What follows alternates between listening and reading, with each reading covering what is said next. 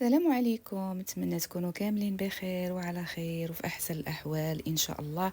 وعواشر مباركه باش ما تمنيتوا. الله يدخل عليكم رمضان بالصحه والعافيه والرزق ان شاء الله. ومرحبا بالجميع، واللي اول مره كيشوف قناه كنقول ليه مرحبا.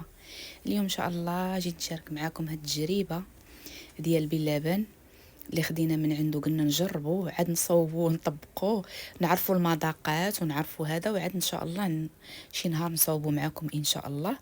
المهم التجربه كانت زوينه بصراحه، على داك الزحام اللي كاين عليه بصراحه، وعلى ديك الضجه اللي دايرين عليه الناس. في الحقيقه يعني يستاهل. بالنسبه للمنتوج راه بصراحه لذيذ بزاف ما شاء الله، زوين بصراحه.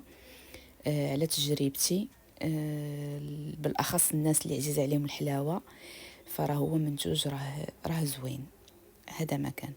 ندوز معكم ان شاء الله نعطيكم الاسماء والاثمنه باش خدينا هذا المنتوج هذا، وما ندمناش عليه. بصراحه مني خديناه راه ما ندمناش عليه، تجربناه.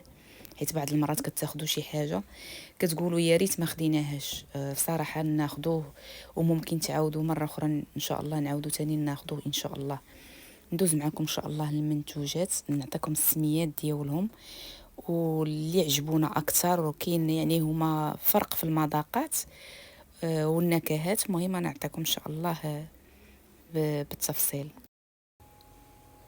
المهم الأثمنة راه كتبدا من تقريبا 35 درهم، 40 درهم. يمكن أكثر حاجة هي 40 درهم. كانوا في الأول غير ب25 درهم، ومن بعد كانوا ديال 20 درهم، 22، 23. من بعد زادوا فيهم، يعني كل شيء تزادوا، المنتوجات كاملين تزادوا. هذه القشطوطة سادة، كيقولوا لها القشطوطة سادة. هذا الكشري. هذه هي القشطوطة هي. مهم المذاقات مختلفة، كاين اللي فيه الكيك، كاين اللي فيه الروز.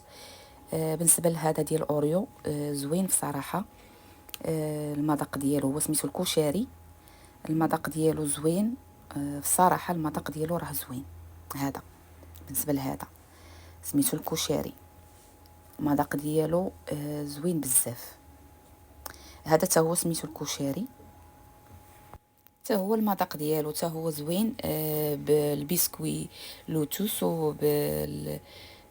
هذيك الشعريه ديال الكنافه، وبالكريمه ديال الكريم باتيسير.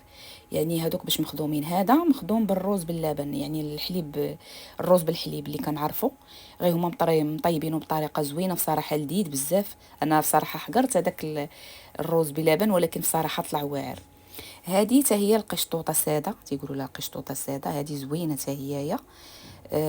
يعني ولكن مقارنه مع هذا الشيء الاخر، هي شويه، ماشي شي حاجه زعما كاينه واعره بزاف. اللي عجبنا بزاف هو الكشري ديال اللي فيه الفواكه الجافه، والقشطوطه حتى هي اللي فيها الفواكه الجافه، حتى هي الروز باللبن حتى هي واعره. والاخر حتى هو كشري، حتى هو يا القشطوطه ب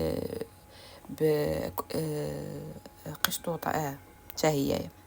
المهم ثلاثه ديال جوج ديال الكشري وثلاثه ديال القشطوطه. هذا ما كان. وتبارك الله بالنسبه للبواطات راهم كبارين، يعني راه ما شاء الله راهم كبارين تبارك الله. المهم غتلقاو الزحام اللي بغى يمشي، كنصيحه يمشي في الصباح شويه بكري، ما يمشيش في العشيه. هما راه الجوج كيحبسوا، واخا تيقولوا الربعه، ولكن راه الجوج كيتحبس الصف، ما كيبقاوش يعطيو الارقام. اللي بغى يمشي يمشي في الصباح، يعني كتجربه بنادم يديرها، ياخذ يجرب. ونتمنى يعجبكم هذا الفيديو، نتمنى نكون فتكم في هذا الفيديو هذا. وشكرا لكم بزاف بزاف بزاف على التشجيع.